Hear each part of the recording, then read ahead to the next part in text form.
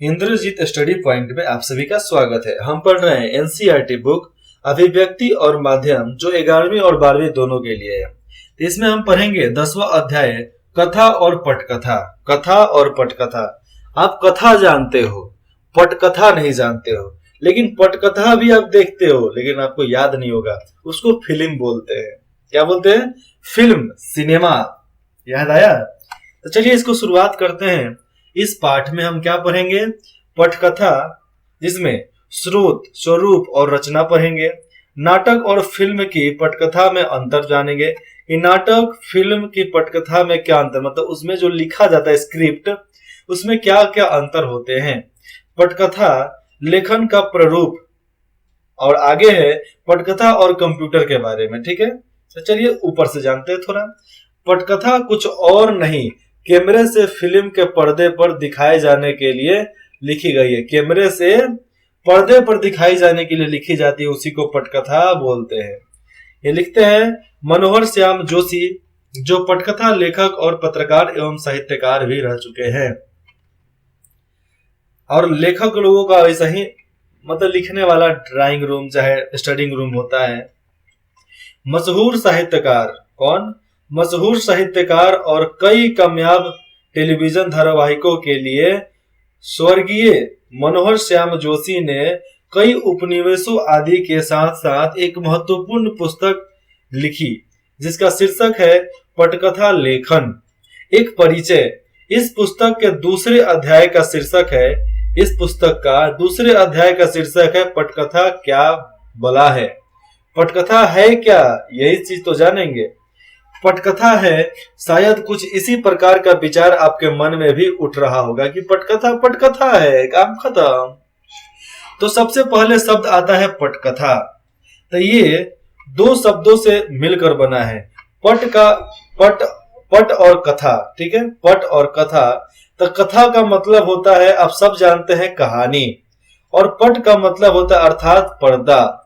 तो इसका मतलब हो जाता है कि कथा को पर्दे पर दिखाई जाए, कथा को पर्दे पर दिखाई जाए, चाहे वह पर्दा बड़ा हो या छोटा हो। यानी एक सिनेमा और टेलीविजन दोनों ही माध्यमों के लिए बनने वाली फिल्म, धारावाहिक आदि का मूल्य आधार पटकथा ही होता है। पटकथा के आधार से ही धारावाहिकें बनती हैं, फिल्में बनते हैं। अधिकतर धारावाहिक औरतों के लिए होती है, मर्दों के लिए धारावाहिक नहीं होते हैं। मर्द तो ऐसे ही पिस जाते हैं। इसके अनुसार निर्देशक अपनी शूटिंग की योजना बनाता है। आपको मैं बता दूं, पहले मैं भी खूब फिल्म, धारावाहिक वगैरह वगैरह बहुत कुछ देखता था, बहुत ज्यादा देखता था। लेकिन जिस दिन से मैं स्क्रिप्ट राइटिंग चालू कर दिया, डायरी लिखना चालू कर दिया, और कई कई फिल्मों का स्क्रिप्ट लिखा मैंने, धारावाहिकों का लिखा, तो हमें एक तरह का से मन उब गया। नहीं, मतलब देखने का मन ही नहीं करता था। मन ऐसा नहीं कि वो बेकार लगता था। हम जब भी शुरुआत करते थे कि ये देखेंगे, अब देखने से पहले ही दिमाग में कैलकुलेशन हो जाता था कि आगे होगा क्या, इसलिए मैं देखना बंद कर दिया। इसी के अनुसार जो निर्देशक होते हैं अपनी शूटिंग की योजना बनाता है, और अभिनेता को अपनी भूमिका की बारीकियां, जो अभिनेता होता है, जो हीरो होते हैं, उनको छोटी छोटी बारीकियां, छोटे छोटे बात और संवादों की जानकारी देता है, और बताता है कि कैसे क्या करना है, वैसे ही आपको करना होगा। तथा कैमरे के पीछे काम करने वाले तकनीशियनों और सहायकों को अपने अपने विभागों के लिए महत्वपूर्ण सूचनाएं प्राप्त होती है। जो कैमरे के पीछे टेक्नीशियन काम करते हैं, जो सहायक लोग होते हैं वो काम करते हैं, उनका विभाग उसमें संपूर्ण, वो उनका विभाग बहुत ज्यादा महत्वपूर्ण होता है। कथानक तो इसका एक अभिन्न हिस्सा ही होता है। जो कथानक, कथा जो है, पटकथा है, एक केवल हिस्सा है, बाकी चीज तो उसके अभिनेता और उसके साइड एक्टर और साथियों पर निर्भर होता है। फिल्म कैसा भी हो, अगर एडिटिंग ना हो ना, तो फिल्म देखने लायक नहीं होता है, चाहे अच्छा हो चाहे खराब, चाहे कुछ भी। किसी भी फिल्म, कोई भी फिल्म यूनिट या धारावाहिक, कोई भी फिल्म यूनिट या धारावाहिक बनाने वाली कंपनी को पटकथा तैयार करने के लिए सबसे पहले जो चीज चाहिए होती है वो होता है कथा। बिना कथा का फिल्म नहीं बनता, धारावाहिक नहीं बनता। कथा ही नहीं होगी तो पटकथा कैसे बनेगी? कथा ही नहीं होगा तो फिल्म कैसे बनेगा? अब सवाल यह उठता है कि यह कथा या कहानी हमें कहां से मिलेगी? तो इसका जवाब दे देते हैं। तो इसके लिए कई स्रोत होते हैं। हमारे स्वयं के साथ या आसपास की जिंदगी में घटित कोई भी घटना, अखबारों में छपा हुआ समाचार, हमारी कल्पना शक्ति से उपजी कोई कहानी, इतिहास के पन्नों से झलकता कोई व्यक्तित्व, इतिहास के पन्ने से दिख रहा है कि यह व्यक्तित्व हमारे फिल्म के लिए अच्छा है, सच्चा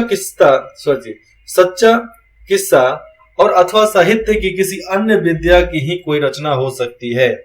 चाहे आप कहीं से भी लाओ, उसका विस्तार करो और उसको एक कथा से पटकथा में लिखो और उसको प्रस्तुत दूसरे के सामने प्रस्तावना के रूप में उसको ले आओ कि लोग उसको देखकर अपने अंदर के भावनाओं को स्पष्ट कर सकें।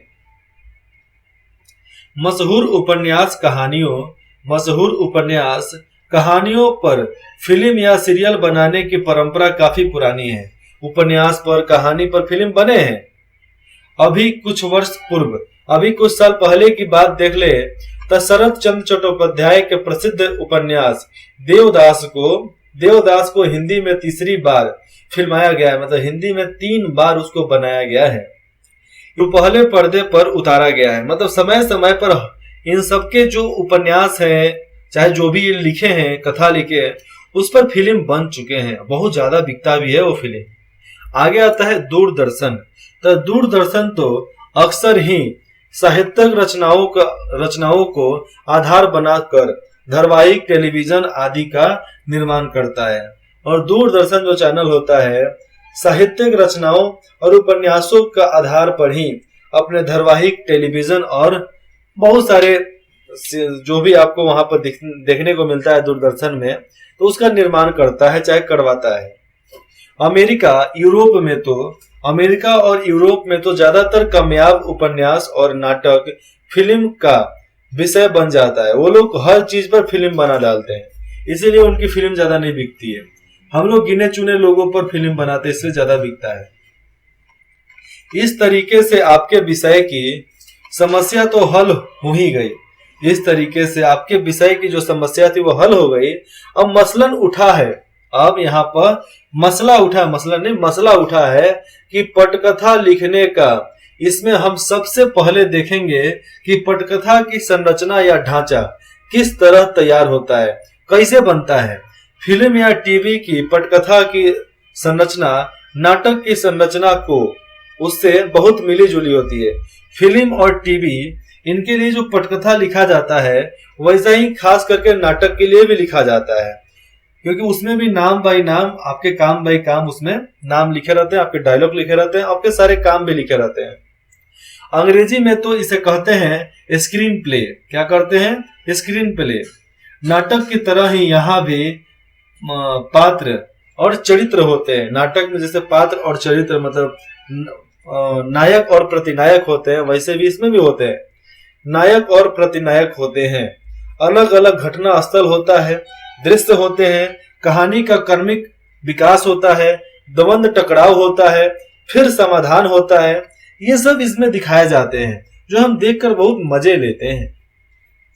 ये सब कुछ पटकथा के भीतर आवश्यक अंग होते हैं। क्या होते हैं? आवश्यक, मतलब बहुत जरूरी वाला अंग होता है। मंच के नाटक और फिल्म की पटकथा में कुछ मूलभूत अंतर भी होते हैं। क्या? पहली चीज है दृश्य की लंबाई, कितना ज्यादा उसका होना चाहिए, फिल्म कितना लंबा होना चाहिए। नाटक के दृश्य अक्सर अधिक लंबे होते हैं, बहुत ज्यादा, और फिल्मों में छोटे छोटे। इसी प्रकार के नाटक आमतौर पर सीमित घटना स्थल होते हैं, जबकि फिल्म में इसकी कोई सीमा नहीं है। फिल्म में इसकी कोई सीमा नहीं होती है डायलॉग की, घटना स्थल कितना होगा कितना नहीं होगा, लेकिन उसको भी समय के साथ ही रखा जाता है, बनाया जाता है। हर दृश्य की किसी नए स्थान पर घटित हो सकता है। जो भी दृश्य दिखाया जाता है, कोई नया स्थान पर उसका रिकॉर्डिंग किया जा सकता है। इसकी वजह से दोनों माध्यमों में मूलभूत अंतर। नाटक एक सजीव कला माध्यम है। नाटक एक सजीव, जिंदा एकदम कला माध्यम है।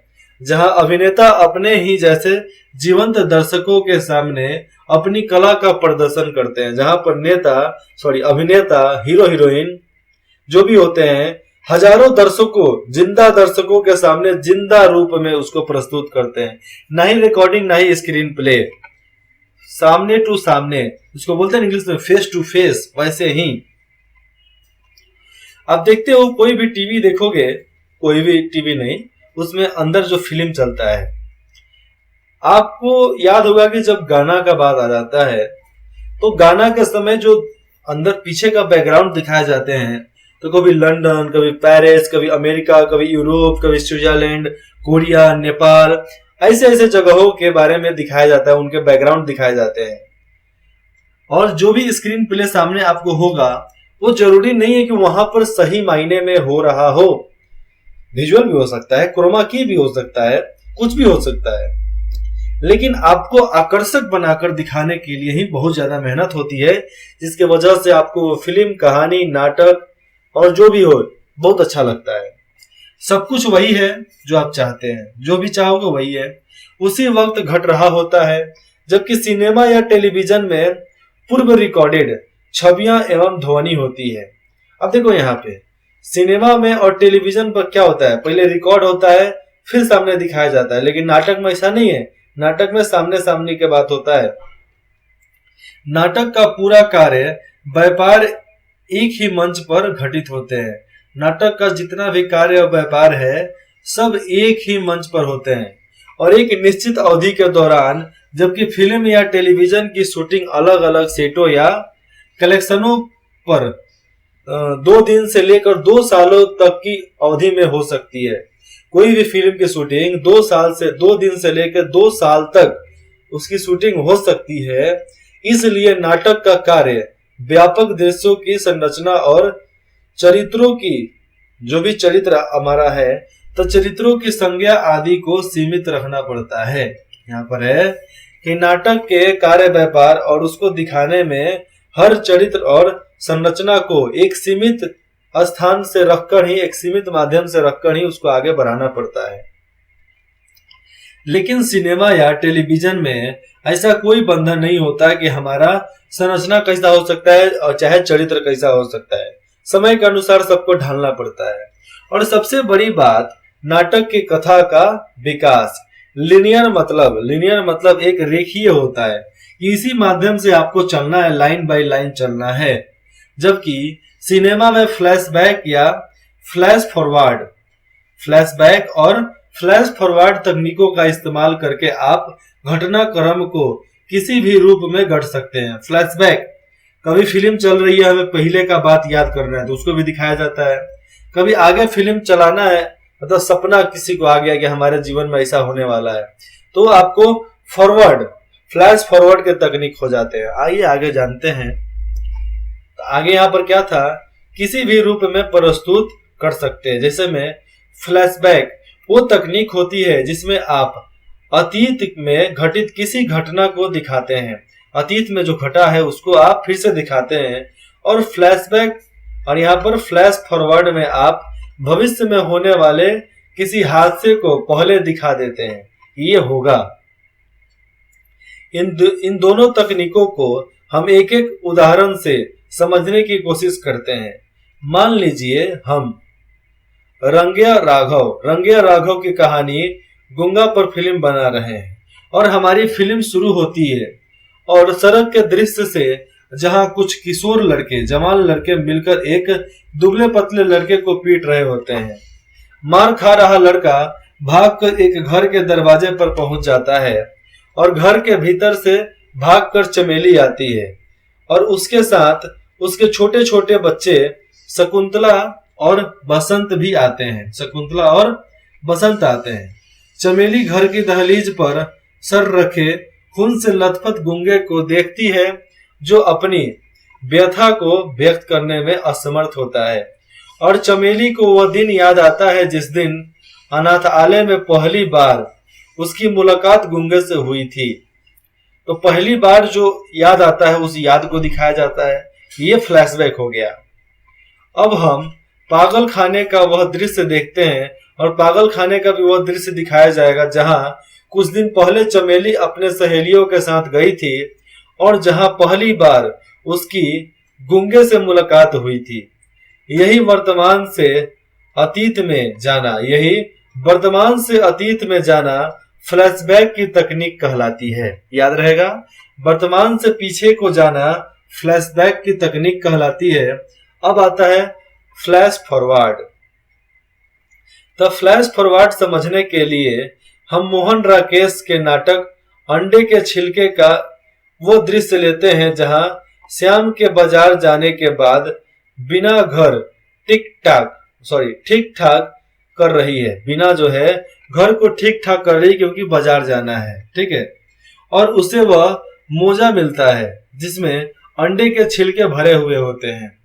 वैसे मूल नाटक में यह दृश्य इस प्रकार नहीं है, लेकिन अगर इसकी पटकथा लिखी जाए और हम इस दृश्य में फ्लैशबैक फॉरवर्ड तकनीक का प्रयोग करते हैं तो दृश्य कुछ इस तरह होगा। और इस तरह बनाया जा सकता है कि अचानक बीना के मन में यह विचार कौंधा है, मतलब अचानक बीना के अंदर मतलब उसके मन में यह विचार आया है कि ये मोजे उसकी सास जमुना देवी के हाथों लग गए हैं, मतलब उसकी सास जमुना देवी के हाथों में लग गए हैं, वैसा उसके दिमाग में बात आ गई है। और वे पूरे परिवार तथा पड़ोसियों के सामने मोजे में से अंडे के छिलके जमीन पर गिराकर उसे बुरा भला कह रही है। और सास लोगों की ऐसे ही कहानी होती है, उसको निकाल कर भला बुरा कुछ ना कुछ कहते रहेंगे। हम वापस वर्तमान में आते हैं और बिना अपना संवाद पूरा करती है और बोलती है कि कितनी बार कहा छिलके मोजे में मत रखा करो, छिलके को मोजे में मत रखा करो, कहीं किसी के हाथ लग गए तो लेने के देने पड़ जाएंगे। क्योंकि चाय का छिलका तो आप रख दोगे, चाहे कुछ भी आप मोजे में रखते हो, अंडे का छिलका तो बोली कौन सुनता है? मैंने सुनता हूँ, चाहे मैं ही सुनती हूँ, घर पर रहती हूँ तो। और चाय का पानी हीटर पर रखने के लिए चली जाती है और ये बोलकर चाय का पानी हीटर पर रखने के लिए गई। और यहाँ एक तथ्य गौर करने लायक ये होता है कि यह कि फ्लैशबैक और फ्लैश फॉरवर्ड दोनों ही युतियों में इस्तेमाल करने के पश्चात हमें वापस वर्तमान में आना जरूरी हो जाता है। आगे का दिखाओ, पीछे का दिखाओ और बीच में फिर से आकर वर्तमान से शुरू कर दो। तब हम आकर देखेंगे कि हम कहानी शुरुआत कर दिए हैं, ताकि दर्शकों के मन में किसी किस्म का असमंजस्य न रहे, मतलब देखने वालों के मन में किसी प्रकार का गलतफहमी या झोल भाल ना रह पाए, सब क्लियर हो जाए। तो फिल्म या टेलीविजन माध्यम में एक सुविधा यह भी होती है कि एक ही समय खंड में एक ही समय में अलग अलग स्थानों पर क्या घटित हो रहा है दिखाया जा सकता है। मसलन हम दिखाते हैं हमारा कम पढ़ा लिखा नायक गांव में नदी में डूबते एक बच्चे की जान बचाता है। जो बच्चा डूब रहा है उसकी जान को बचाता है। ठीक उसी समय हजारों मील दूर किसी महासागर में रहने वाला हमारा नायक महासागर नहीं, महानगर, तो महानगर में रहने वाला हमारा नायक मतलब हीरो अपनी बेशकीमती विदेशी कार से, मतलब बड़े कार से एक बूढ़े फेरी वाले को टक्कर मार देता है। यहाँ पर दिखाया जा रहा है कि गांव का लड़का नदी में डूबते एक बच्चे को बचाता है और हमारा जो नायक है जो बड़े शहर में रहता है महानगर में, वो अपने विदेशी गाड़ी से एक फेरी वाले ठेला वाले को टक्कर मार देता है। तो दोनों दृश्य को यहाँ पर दिखाया जा सकता है। तो कालांतर में दोनों नायकों की मुलाकात देश की राजधानी में होती है और ये दोनों नायक की मुलाकात देश की राजधानी में होती है। नायक नंबर 1 अब बहुत बड़ा मजदूर नेता बन गया है और नायक नंबर 2 एक कामयाब उद्योगपति बन गया, एक मालिक बन गया, एक नेता बन गया, मजदूर नेता। मतलब ये कि इन दिनों व्यक्तियों का यहाँ तक का सफर हम एक साथ दिखा सकते हैं, मतलब दोनों व्यक्तियों का सफर हम एक साथ दिखा सकते हैं पर्दे पर कि ये कितना अमीर है और एक नीचे से बढ़कर आगे तक चला गया और वहां के मजदूरों का नेता भी बन गया है। अगर हम अंडे के छिलके का ही उदाहरण लेते हैं तो जिस समय बिना जो थी अंडा फ्राइंग पैन मतलब जो ऑमलेट बनाने का होता है ना, तो फ्राइंग पैन में डालकर हलवा बना रही है। अंडे को हलवा नहीं, उसको ऑमलेट बोलते हैं। तो ऑमलेट बनाना शुरू करती है, उसको बनाना शुरू करती है, तो उस समय हम दिखा सकते हैं कि घर के बाहर जमुना देवी रिक्शे से उतरकर उसे पैसे दे रही है। दोनों चीज दिखा सकते हैं।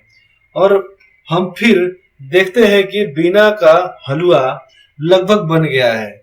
बीना का हलवा लगभग बन गया है। उधर जमुना देवी घर के अंदर घुस रही है, अंदर आ रही है। फिर हलवा, फिर जमुना देवी वगैरह वगैरह, दोनों को एक साथ दिखाया जा सकता है। इस तरह की युति कई बार पटकथा में नाटकीय तनाव बढ़ाने की काफी मददगार होती है। नाटक में एक मजेदार तनाव लाने के लिए, एक मजेदार किस्सा लाने के लिए इनकी मदद लेना पड़ता है कि दोनों पटकथा को सामने रखो, दोनों नायक को, दोनों नायिका को सामने रख दो। तो पटकथा की मूल इकाई होती है दृश्य। पटकथा का मूल इकाई होता है दृश्य, मतलब देखना।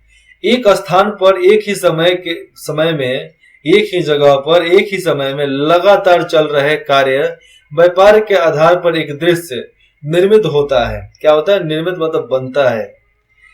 इन तीनों में से किसी एक के बदलने से दृश्य भी बदल जाता है। अगर तीनों में से किसी एक को बदल दिया जाए तो आगे का दृश्य भी बदल जाएगा। हम आपके पाठ्यक्रम में से रजनी का ही उदाहरण लेते हैं। हम आपके पढ़ने की वजह से इसमें आगे रजनी की पढ़ाई आएगी, तो रजनी का उदाहरण लेते हैं।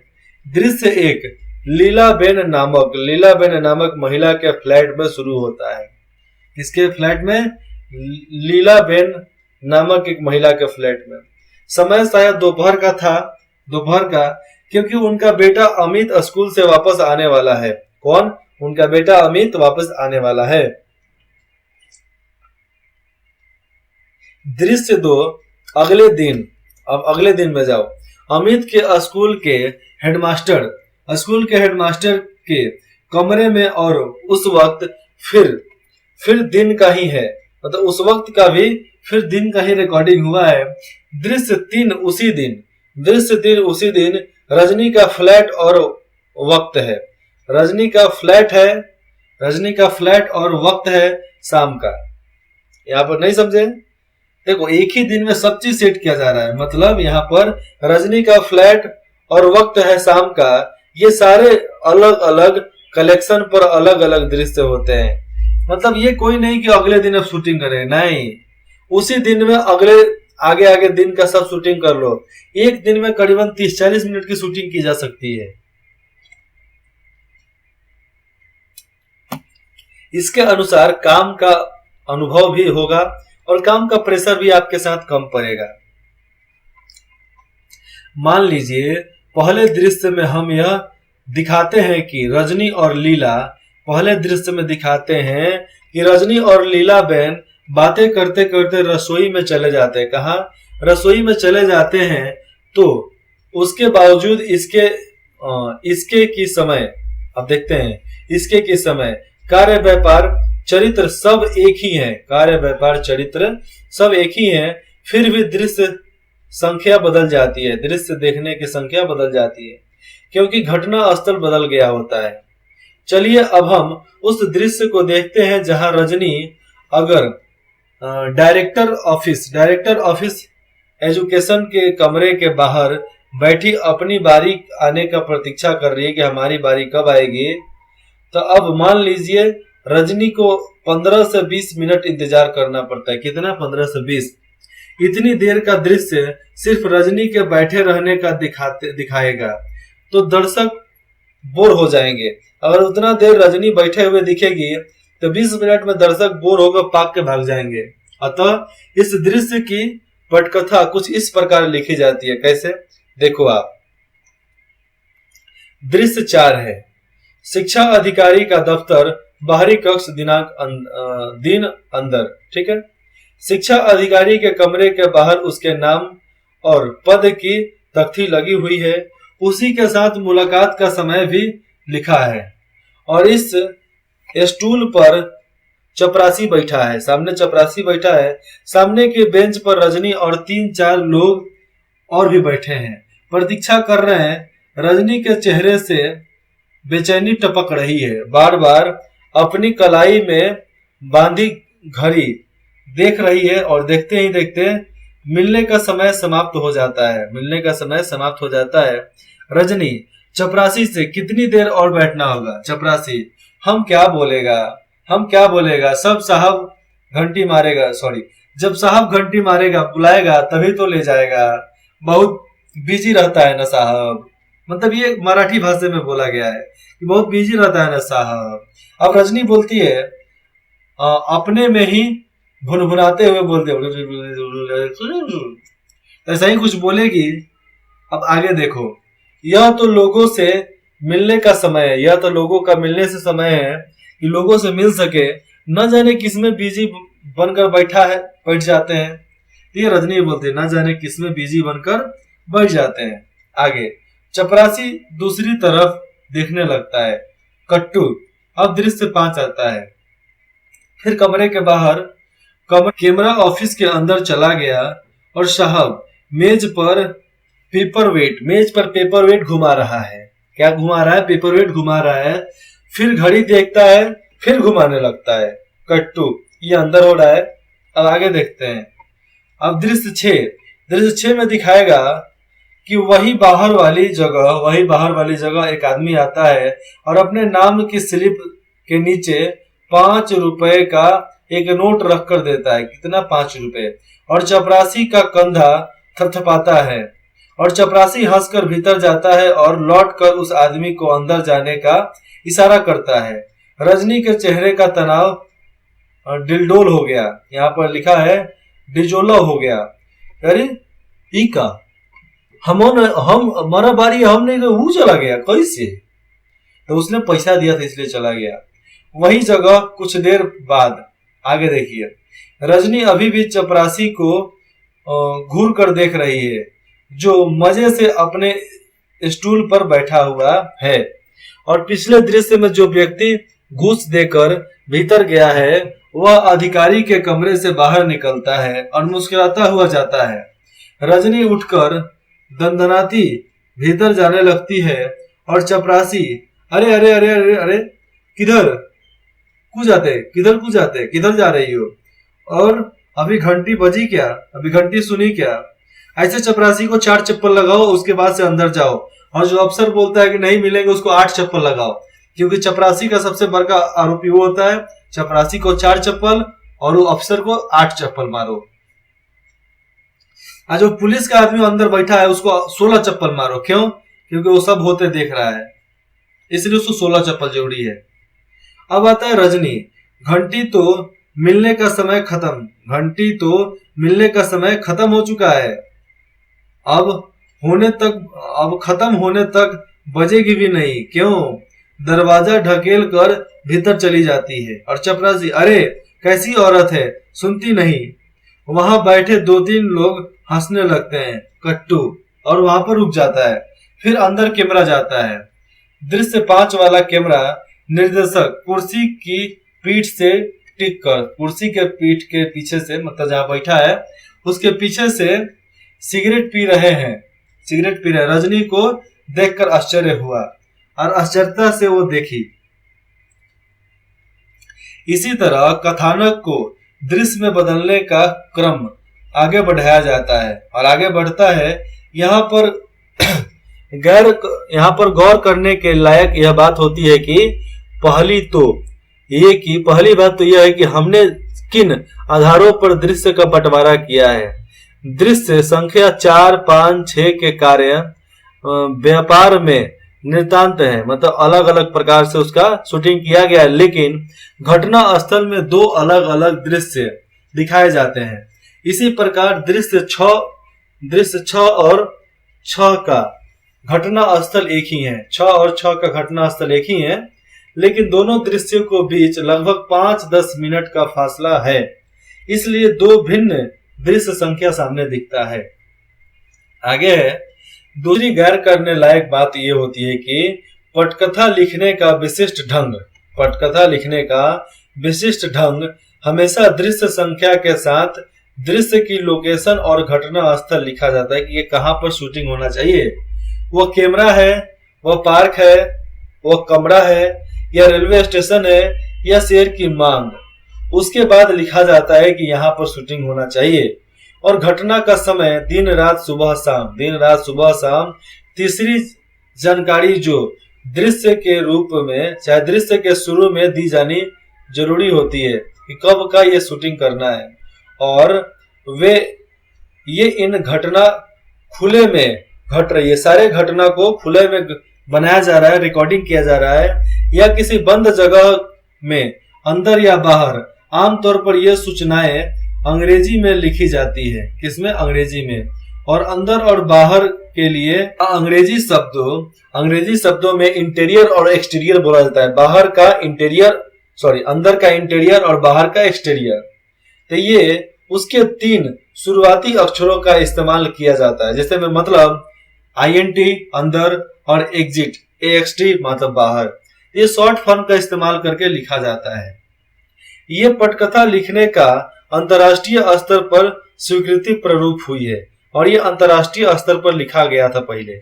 और सिनेमा या टेलीविजन के कार्यक्रमों के निर्माण में, सिनेमा और टेलीविजन के कार्यक्रमों का निर्माण जब होता है, उसके काम का रिकॉर्डिंग होता है, तो कई टेक्निकल चीजों का सहारा लेना पड़ता है, अलग अलग प्रकार की टेक्नोलॉजी का भी सहारा लेना पड़ता है। पटकथा के शुरू में दिए गए संकेत, जो शुरू में संकेत दिए जाते हैं, फिल्म या टीवी के कार्यक्रम के निर्देशक, cameraman, sound recorder, art director और फैशन मैनेजर तथा अनेक सहयोगियों की अपने अपने काम में काफी मदद करते हैं। ये सब सहयोगी जो है अपने अपने काम के वजह से काफी मदद कर देते हैं। इस प्रकार दृश्य के अंत में मतलब फिल्म के अंत में फिल्म के अंत में जब भी दृश्य खत्म होता है, cut to roll camera recording start बोलते हैं ना, लास्ट में कट टू एब्सोल्युटली गुड ये बोलते हैं, या फिजोल टू फेड आउट आदि जैसे जानकारी निर्देशक और एडिटर को उनके काम में सहायता पहुंचाती है। और ये सब काम एडिटर को सहायता मिलता है कि हमको यहाँ से काटना है, यहाँ से बनाना है, यहाँ से जोड़ना है, वगैरह वगैरह।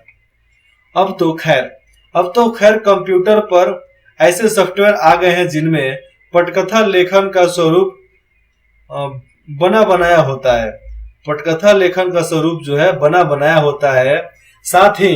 साथ वो आपको ये बताने में भी सक्षम होते हैं कि आपकी पटकथा में कहां पर गड़बड़ी हो रही है, ये भी वो बताते थे।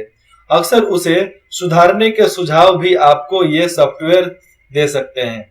आजकल का सॉफ्टवेयर बहुत फेमस हो चुका है, सब कुछ कर सकता है।